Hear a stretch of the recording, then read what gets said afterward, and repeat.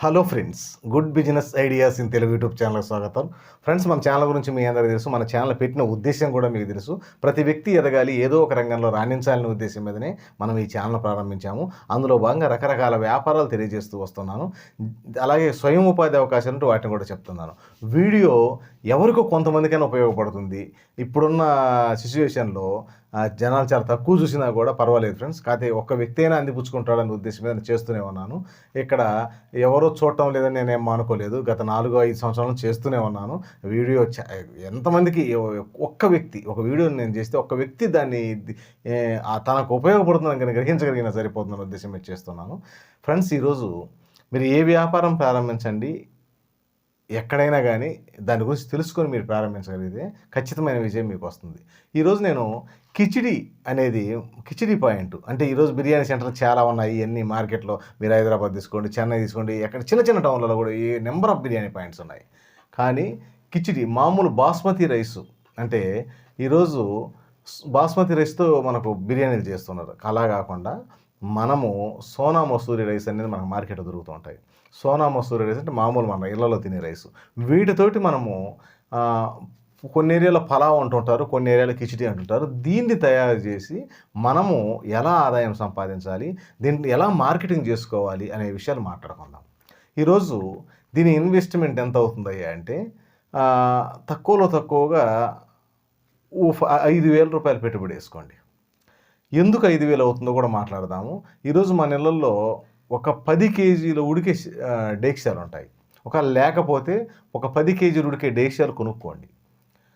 అలాగే ఒక షార్వాకు సంబంధించిన ఒక డేక్ష అంటే ఒక 5 లీటర్లు 6 లీటర్లు కిచిడి అంటే మసాలా షార్వా కానీ చికెన్ షార్వా కానీ తయారైతే ఒక డిష్ కొనుక్కోండి. అలాగే ఇంకో డిష్ చిన్నది చికెన్ కర్రీ కూడా ఉండాలి. అలాగే ఎగ్స్కి ఒకటి ఇట్లా ఒక 4-5 డిషెస్ ఖర్చు అవుతాయి. దానికి ఒక 3,000 రూపాయలు. తర్వాత రైసు మసాలాలకు మిగతా ఒక 5,000 ఇన్వెస్ట్మెంట్తో ప్రారంభించండి. ఇది మీకు రాదు అయితే ఇది ఎలా చేయాలని తెలియకపోతే ఈరోజు నెంబర్ ఆఫ్ వీడియోస్ గూగుల్లో ఉన్నాయి, యూట్యూబ్లో ఉన్నాయి. ఆ గూగుల్లో పూర్తి సమాచారం ఉంది. యూట్యూబ్లో వీడియోస్ పెట్టి చూపించారు, ఈ విధంగా చేయాలని ఎన్నో వీడియోలు ఉన్నాయి. అక్కడ నుంచి మనం తీసుకోవచ్చు.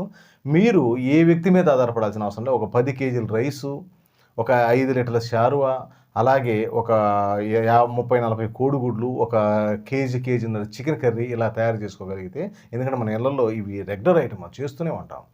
చేసుకొని ఏదన్నా ఒక సెంటర్ పాయింట్ ఒక షాప్ ముందు మీరు మాట్లాడుకొని చిన్న టేబుల్ లాంటిది తీసుకొని ఓన్లీ పార్సిల్ అక్కడ తినే ఏర్పాటు చేసుకోండి. పార్సిల్ మాత్రం మీరు కట్టిస్తారు. Simple rate. ఈరోజు ఒక కిచిడి ఒక వ్యక్తికి సరిపోను. ఇప్పుడు ఈరోజు ఒక కేజీ వచ్చి రైసు మనకు జనరల్గా అయితే ఒక బంతి ఫంక్షన్లలో 5గురు తింటుంటారు. ఈరోజు మనము ఈ కిచిడి వ్యాపారం చేశారు కాబట్టి వాళ్ళు కొంచెం తక్కువ తినే వాళ్ళు ఉంటారు. మనము ఒక కేజీ నలుగురికి పార్సిల్ కట్టినా కూడా మనకు 4 ఆర్లు 240 రూపాయలు వస్తుంది. ఈరోజు కిచిడి పార్సిల్ తీసుకెళ్తే 60 రూపాయలు, దాంట్లో కోడిగుడ్డు వేసి కూడా ఇస్తున్నారు 60 రూపాయలకు. అయినా కూడా మనకు 20 రూపాయల ఆదాయం ఉంటుంది. ఎలా అంటే ఈరోజు తక్కువలో తక్కువగా మనకు రోజు మొత్తం మీద ఎంత వ్యాపారం జరుగుతుంది. ఈరోజు ఒక 10 కేజీలు మీరు విక్రయించారనుకోండి, ఒక కేజీకి మనం నలుగురికి విక్రయించిన దాదాపు 40 ప్యాకెట్లు పోతాయి. 40 ప్యాకెట్లు మనకు ఖర్చు అవుతాయి. 4 ఆర్లు 2,400. మనకు ఈ రైసు ఇవన్నీ కలిసి కోడిగుడ్డతో సహా కూడా మనకు 50% కూడా కాదు. అంటే మన వర్క్తో సహా ఒక 50% అయినా 50% ఆదాయం ఉంటుంది. అది మీరు ఒక 25 కేజీలు 30 కేజీలు అమ్మగలిగితే ఎలా ఉంటుందో చూడండి. ఒక్కసారి మీరు 10 కేజీలతోనే ప్రారంభించండి. మీరు చేసినంత వ్యాపారం ఉంటుంది. మీకు అసలు ఓపిక నశించిపోతుంది. ఎందుకంటే అక్కడ ఒక కేజీ నలుగురికి కట్టడం అంటే అతనికి తిన్నంత కిచిడి వస్తుంది, అది పులావ్ అనేది వస్తుంది.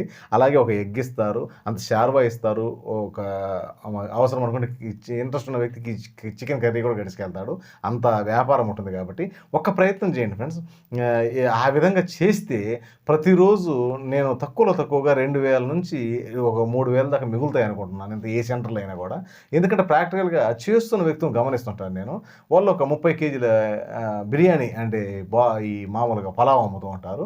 ఈ పలావ్ 30 కేజీలు, దీన్ని కిచిడి అని కొన్ని ఏరియాలు ఉంటున్నాయి. నేను కన్ఫ్యూజ్ అవుతున్నాను ఫ్రెండ్స్, కిచిడి పలావ్ అని. ఇది చాలా ఏరియాలో కిచిడి అంటుంటారు, కొన్ని ఏరియాలో పలావ్ అంటుంటారు. ఇది 30 కేజీలు అమ్మితే మనకు ఒక కేజీకి నలుగురు కింద 3,1,200 అంటే 120 ప్యాకెట్లు అవుతున్నాయి. ఈరోజు 120 ప్యాకెట్లు అంటే ఎంత వస్తున్నాయి చూడండి. ఆదాయం మనకు 50% వేసుకున్నా కూడా మన ఆదాయం మనకు ఉంటుంది. చాలా ఈజీ.